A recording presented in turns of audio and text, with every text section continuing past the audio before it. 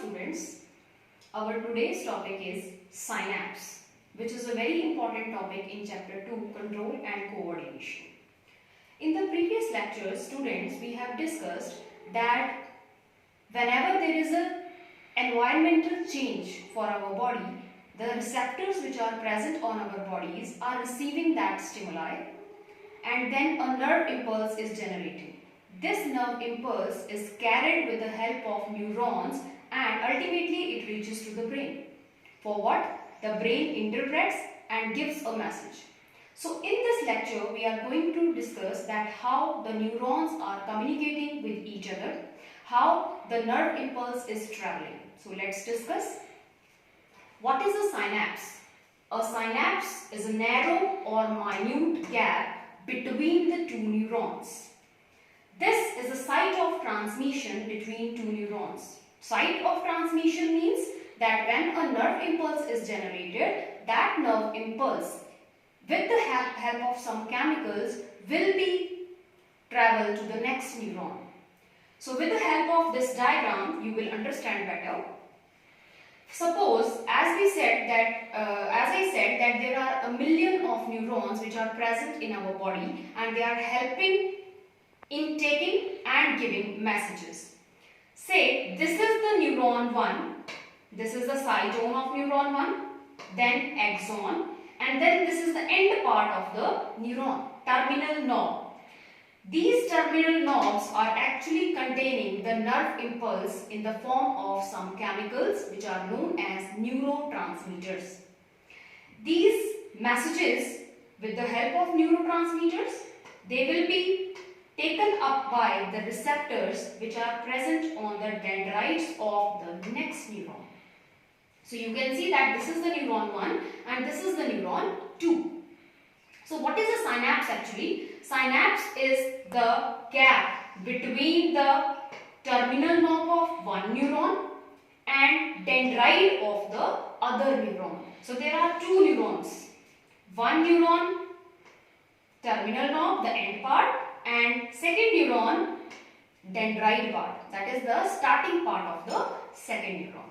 So if we will magnify this diagram, we will have a diagram like this. So here you can see that this is the part of neuron 1, the terminal knob, this is the knob part, and this is the part of neuron 2, dendrite part of neuron 2.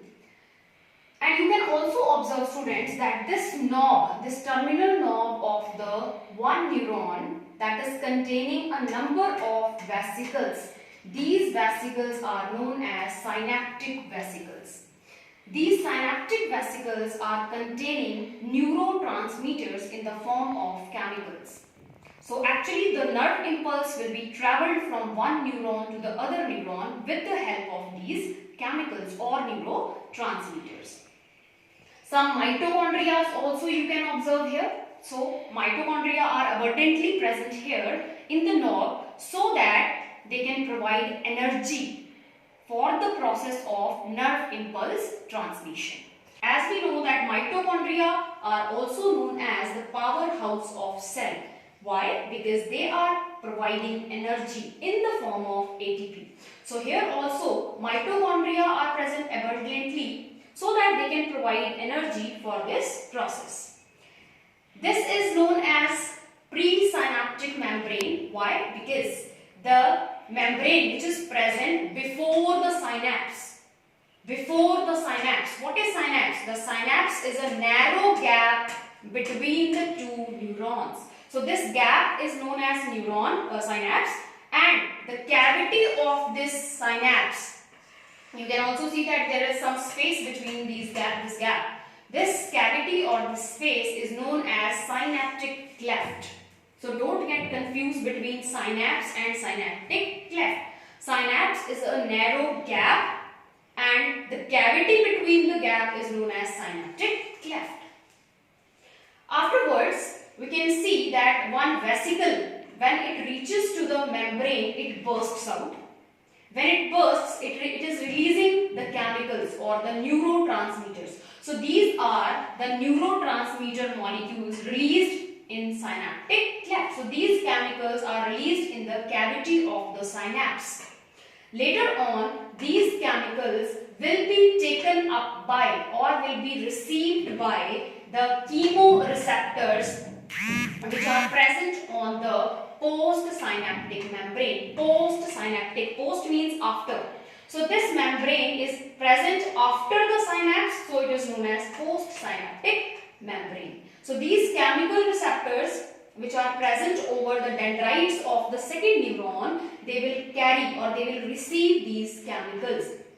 And again, a nerve impulse will be generated. This nerve impulse will travel to the cytone of the second neuron, then to the axon of the second neuron, and finally it will reach to the end part of the neuron, that is terminal nerve. And again, the nerve impulse will be transmitting to the next neuron.